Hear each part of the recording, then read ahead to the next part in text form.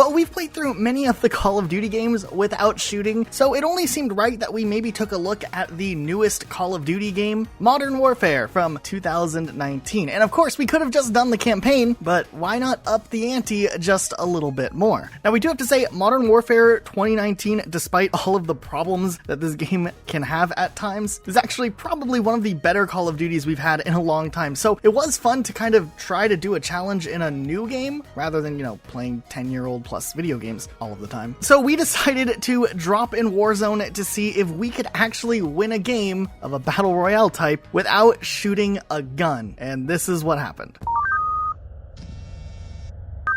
So before we dropped and decided to try to do something like this, we had to kind of set up a few ground rules along the way. We kind of just based these rules off of things we've done in other no-shoot runs, so as long as it doesn't involve shooting a weapon, you're good to go on this. This means things like equipment, such as C4, claymores, grenades, throwing knives, anything like that is fair game. You don't shoot a grenade, just saying. But other things like rocket launchers and crossbows are technically things you are shooting or firing, so we are not going to allow that for this run. So that being said, it was time to assemble the squad for this challenge. So of course we had Luke setting up to record the footage as he does in most of our videos anyways. Now of course Luke has the advantage of playing on PC, so early on I was banking on him to just kind of carry this challenge for us. Then we had Dim, our resident Halo expert, who hasn't played a Call of Duty multiplayer pretty much ever. And then there's me, who's been playing Call of Duty for over 10 years and is still really bad at it, and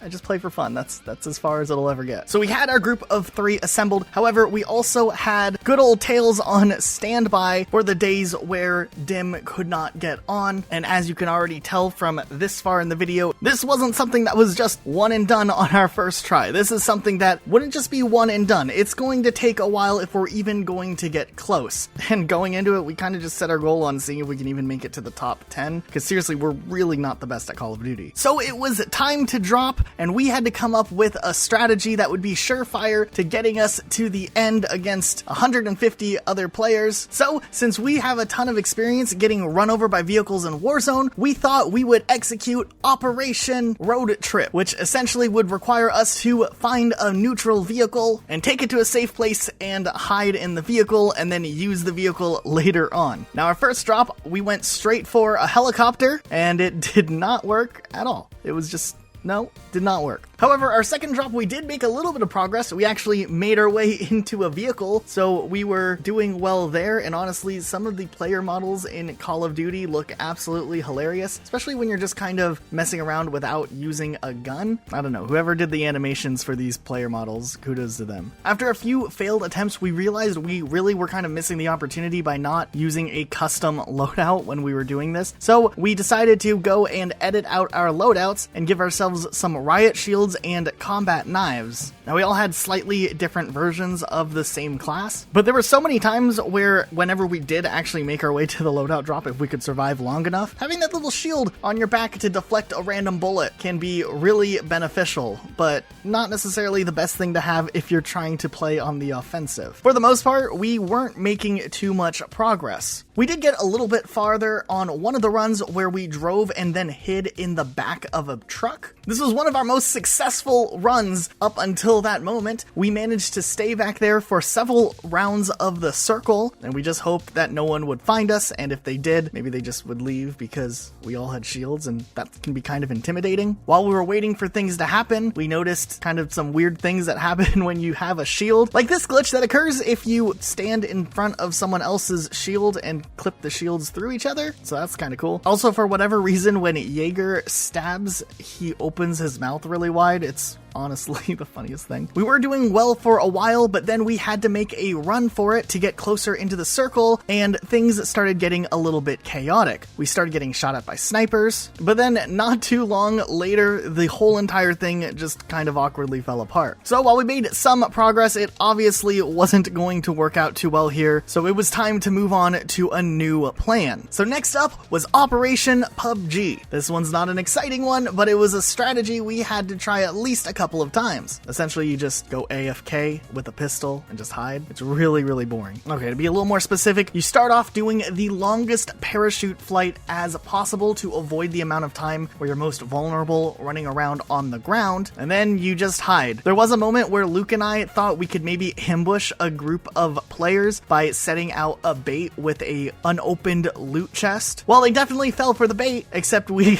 did not succeed at taking them out whatsoever. But somehow, despite all of that, we went to the gulag after that, and Luke somehow managed to win his gulag without shooting, so he was able to drop back in again, and this run was somehow still alive. Things kind of got a little bit crazy because Luke needed to maybe try to see if he could get some money to buy us back. There was this awkward moment where a gas mask just despawned in front of Luke as he was trying to grab it. As it was getting later and later in the game, Luke kind of had to just choose not to go for the revives on us and just see if he can maybe luckily pull out a win here, because he was getting pretty far for just kind of hiding around. He found a building in the back of the circle, and it was actually doing really well in keeping him in cover and away from enemies. We were actually getting closer and closer to the end area of the game, and maybe we would be able to place in the top 10 or even do better and win the actual game. There was a moment where Luke got surprised and then actually managed to pull off an assassination on another player, but with the circle closing in, he had to make a run for it, and he actually took a buggy to get to the circle even faster. And after all of that, he made his way onto the rooftop, and with the game really starting to close in, getting later and later, it was time to start making some moves against other players if he had the opportunity to, while also making sure he was in a safe spot. Now, obviously, the best strategy for this, if you're by yourself, is to try to take on other groups, maybe one-on-one, and catch them off guard. However, Luke didn't have that opportunity because it just so happened there were two people on the rooftop right next to him, and he was kind of not in a good spot. But somehow, he managed to throw the two Semtex grenades that he had and stick both of the players. That was absolutely insane. Except in Warzone, Semtexes are actually garbage, and even though he got the sticks on both of the players, they just didn't die. And they killed him. And that was the end of that run. Next up was Operation Dropped Soap, where we took a helicopter to the prison and decided to try to hide out there and get loot for whatever reason. We actually managed to get a couple of kills while we were there. Honestly, we were starting to get better at this game, especially focusing on not shooting. You kind of know when your opportunities start to come up. It didn't stop us from dying, but we actually had two people this time win the gulag, which was also improvement. Luke decided to hide in the prison cell and honestly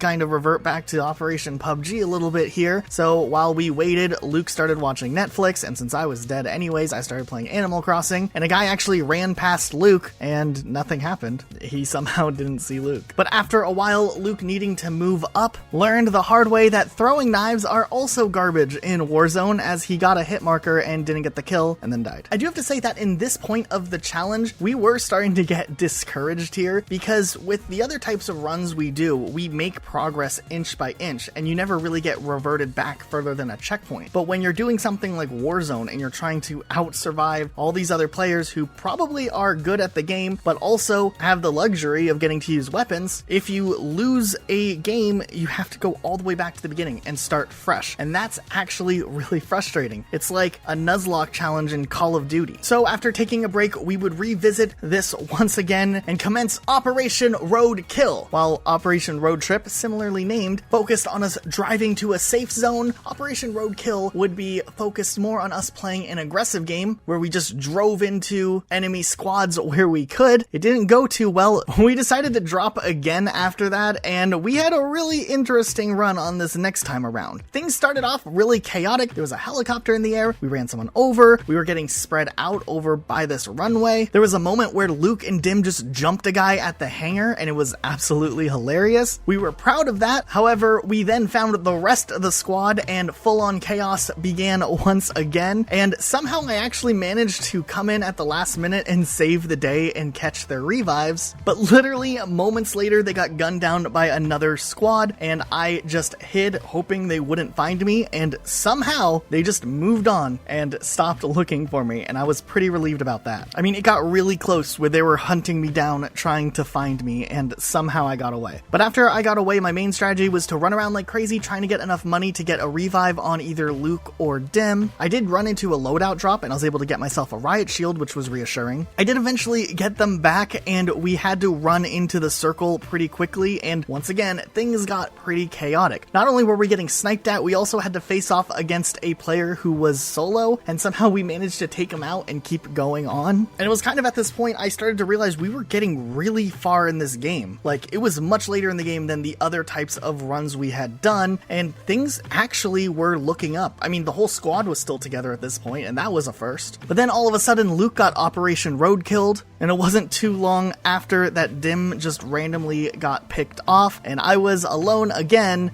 kind of fighting in the final area of the game. I just hid under a bridge with my back to the wall, hoping that no one really saw me, and while some people did see me, it seemed like they often got distracted because there were more dangerous threats nearby going after them aggressively. After seeing Luke get completely splattered by a vehicle, I was also worried about getting run over, and it seemed like there were so many vehicles around in this area. I did manage to do something cool for once, and I pulled off a throwing knife kill. I'm still very proud of that, and we were really getting close, and I thought maybe this would be the game that I had the chance of winning because I was making it so far. I even killed someone in a game for once, and I got second place. Still disappointed about that. Wasn't really fun getting that close and then completely losing it all, especially when all of the pressure is on your shoulders to somehow manage to pull out a clutch. I felt like a failure, but you know what? We just decided to call it a night and we would come back and revisit it another time later on. But honestly, it was super disappointing to get that close and then just lose it all at the end. When we came back to Call of Duty, it looked like there was an update for whatever reason that completely removed trios from Warzone and replaced it with squads. So we were going to have to adapt to the new squad mechanics, which honestly, if anything, would even make this harder because we're going to always have to deal with one more person who could have a weapon per team most likely. So this would be awesome. We decided to drop at the prison because that's where Tails always seems to want to go no matter where the circle is, where everyone else is. He just chooses the prison. Well, we waited there for a long time and eventually finally got riot shields, and then we pushed up towards downtown, and unluckily we ran into another squad. We managed to take one out, but they took all of us out, so that was awesome. Out of all of us, I was the only one that somehow managed to win my gulag fight, so it was up to me. I decided to pull my parachute really early, and I was determined to try to pull a win out after how close I had gotten last time. I really didn't want to choke and let my team down again. Unfortunately for me, I managed to land on a squad the second I got in the circle, and that ended that run as well. We took another break and came back a few days later, ready to come back again. Rumors had been circulating that trios had returned, which we were excited about, but as it turned out, they were removed once again. But you know what? It was a fresh recording day. Things were looking up. We were really excited. I had a really awesome spot I managed to land on parachuting in, and then somehow I got kicked for an activity even though I was playing, and honestly, we were just getting so fed up with this challenge. Just the amount of times we had to start and end over and over again. We were ready to just either throw this one away or just in general see if we could have a run where we make it to a final fight as a group or something like that, or if we could at least get another runner-up status in quads. Just any type of consolation prize, because honestly,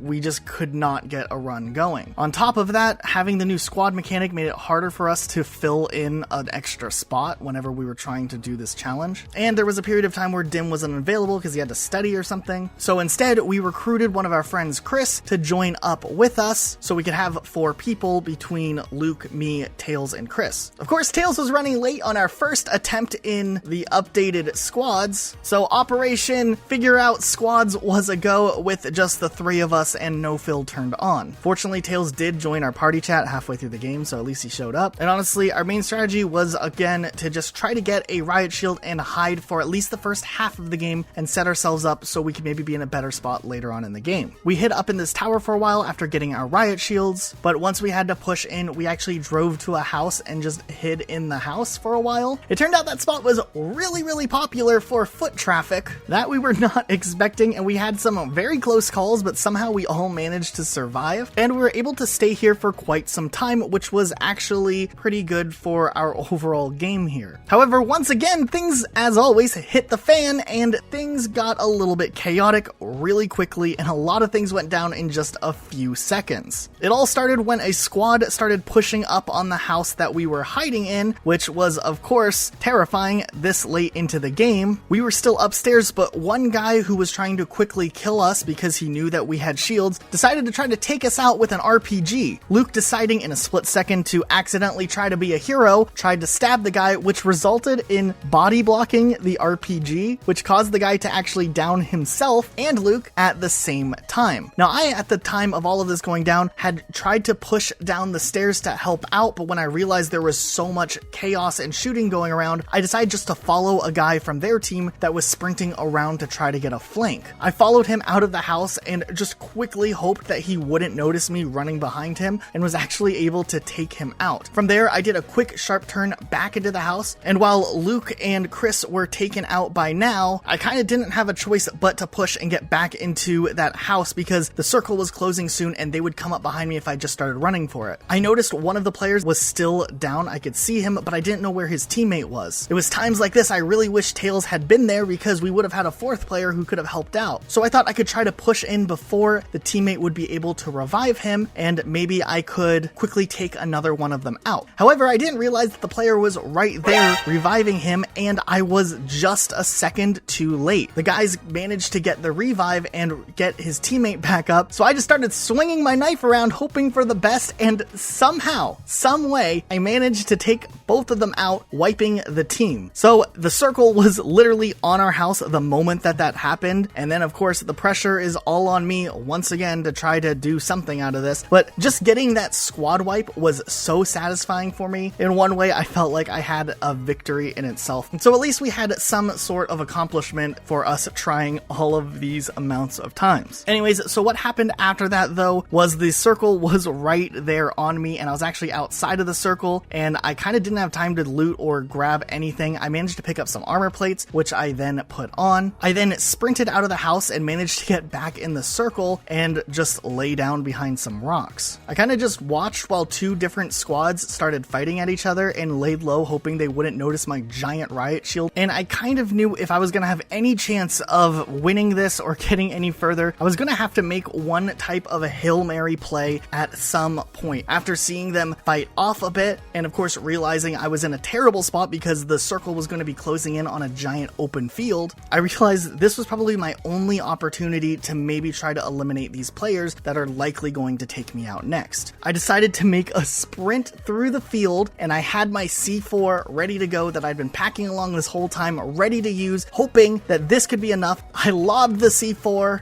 and I missed. Yep, just straight up missed that one. So I definitely put myself in a terrible spot. They knew exactly where I was and they were coming after me, and I definitely botched that really bad. But somehow, just in time, another squad rolled up and started shooting at the guys that were coming after me. There was this awkward moment where I was just watching these two squads fight it out, and I think both squads thought I was with the other squad, even though I was just this guy by myself watching hoping for the best result. The squad that moved up ended up winning the firefight, so once again I knew that this was my only chance to strike, as I had no idea how weak they were over there, and I thought maybe I could get the surprise on them since they had team wiped the other squad. I really had no time left to do something. The circle was right there, so I just put my riot shield down and started sprinting with my knife. I noticed the guy was reviving, but of course he canceled the revive and pulled his gun out, and then this happened. It's only you and... Oh, it's him! It's only him! It's only him! It's only him! Oh! Oh! You got it! We did it! We did it! Nice game, guys! No way! Oh my god! No way this is gonna work! Holy! Wow, you guys did it, huh?